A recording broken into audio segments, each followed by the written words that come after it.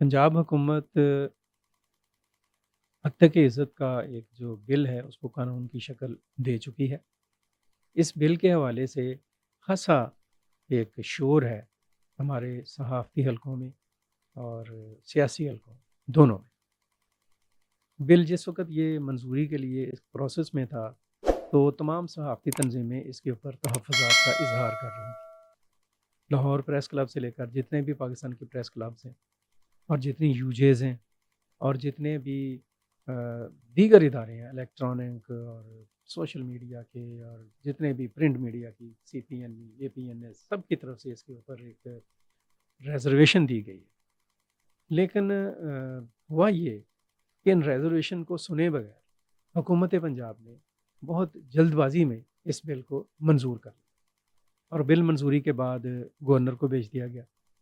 जब governor house वो bill पहुँचा तो पंजाब के गवर्नर जो हैं उन्होंने इस बिल को रोका और रोक कर उन्होंने ये कहा कि इसके ऊपर एक कंसेंसस होना चाहिए, एक मुशावरत होनी चाहिए।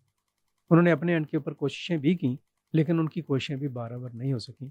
वो मुल्क से बाहर गए, तो ज़ाहिर है कि स्पीकर पंजाब असेंबली कायम मक़ाम गवर्नर बने मलिक मोहम्मद अहमद साहब, तो उन्होंने इस बिल पर साइन कर दिया। अब ये बिल एक कानून की शक्ल में सामने आ चुका है।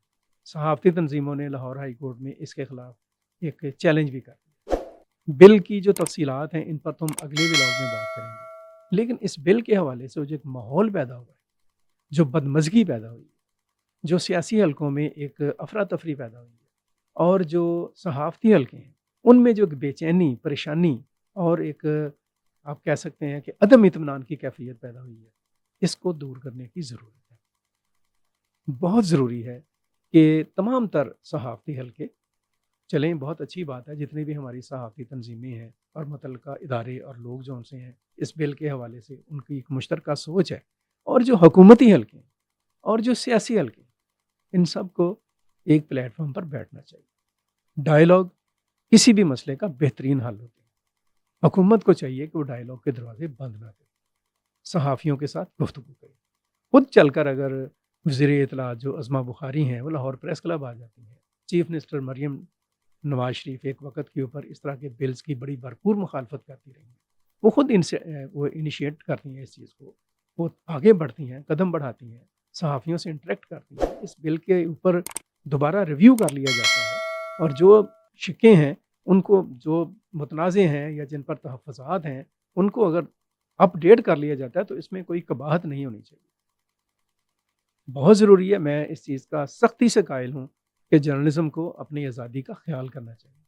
आज़ादी का अंधा और बेमहल और मन मर्ज़ी का इस्तेमाल किसी के लिए भी ठीक नहीं है। ना सहाफ़ी के लिए, ना सहाफ़ती इदारे के लिए, ना मुल्क के लिए, ना मुआशरे के लिए, ना हुकूमतों के लिए। लेकिन दूसरी तरफ से ये भी बात है कि ये जो आज़ादी है, इसका कहीं पर गलत इस्तेमाल हो रहा है, तो इसे हुकूमत को भी मौके के तौर पर इस्तेमाल नहीं करना चाहिए, अथॉरिटीज़ को। क्या मौका मिल गया, इनके ऊपर चढ़ जाए।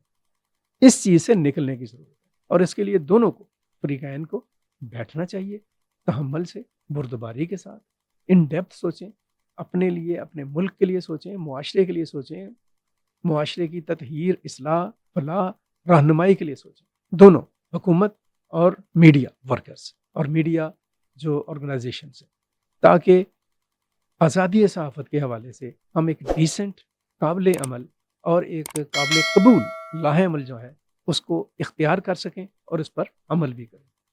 मुझे उम्मीद है कि मेरी इन मौरूज़ात पर जो तंज़ीमें हैं सहाफ़ती, वो भी गौर करेंगी और हुकूमती जो अथॉरिटीज़ हैं, वो भी इन चीज़ों के बारे में सोचें।